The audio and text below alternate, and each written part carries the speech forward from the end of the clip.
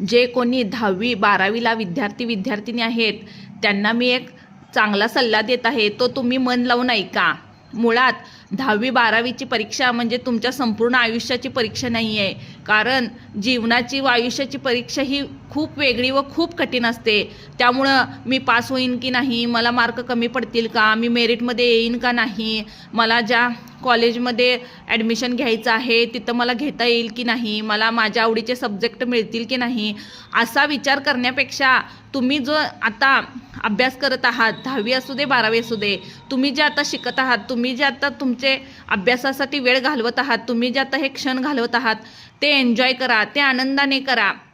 तुमचे कॉलेजचे दिवस, तुमची मैत्री, तुमचे जे प्रोग्राम्स असतात ते एन्जॉय करा. प्रत्येक वेळी डिप्रेशन घेऊ नका. माझी 10वी आहे, माझी 12वी आहे, माझं पुढं काय होईल याचा विचार करण्यापेक्षा, प्रेशर आणून डिप्रेशनमध्ये टेन्शन घेण्यापेक्षा तुम्ही आनंदाने अभ्यास करा. जसं येते, जेवढं येते, जे येते तेवढं छानपणाने करा, मन लावून करा.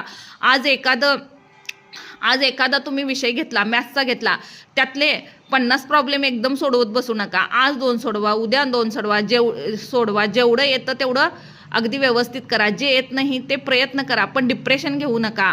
कारण मार्कांपेक्षा, रिझल्टपेक्षा तुम्ही कसं शिकताय, किती आनंदाने शिकताय ह्याला महत्त्व आहे.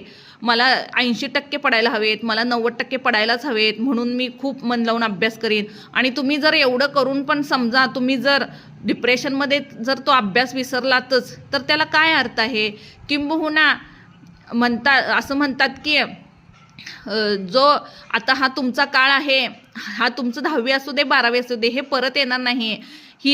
हे क्षण, ही मैत्री, हे लोक, हे वातावरण तुम्हाला परत मिळेलच असं नाही. मग हे सर्व एन्जॉय करत तुम्ही करा. अभ्यास तर करायलाच हवा, कारण अभ्यास केला तरच तुम्ही पुढच्या आयुष्याच्या परीक्षेत जे जे काही तुम्हाला प्रसंग येतील त्यातसुद्धा तुम्ही चांगल्या प्रकारे तोंड देत जाल. पण ही परीक्षा म्हणजे संपूर्ण आयुष्याची परीक्षा नसते. जीवनाची परीक्षा खूप वेगळी असते, खूप कठीण असते, हे तुम्हाला मी बोललेच. त्यामुळं ह्यामध्ये मार्क कमी पडले, ह्यामध्ये मी जर रिझल्ट कमी आणला तर मी आयुष्यातच नापास झाले असं नाही समजायचं. किंबहुना ह्यातूनच तुम्ही अपयशातूनच यशाकडे जाण्याचा मार्ग असतो असे म्हणतात. त्यामुळे तुम्ही पुन्हा पुन्हा प्रयत्न करा, पण डिप्रेशन न घेता. जे येते ते मला मार्कासाठी करण्यापेक्षा मला ते समजून घेऊन आनंदाने शिकायचं आहे. एखादा प्रॉब्लेम सॉल्व्ह करायचा आहे, तो कसा करायचा, तो रिझल्टच बरोबर यायला पाहिजे असं नाही, तो कशा पद्धतीनं सोडवला, ते सोडवताना आपल्याला काय लक्षात आलं हे महत्त्वाचं आहे ना. म्हणून टेन्शन घेऊन पेपरला जाण्यापेक्षा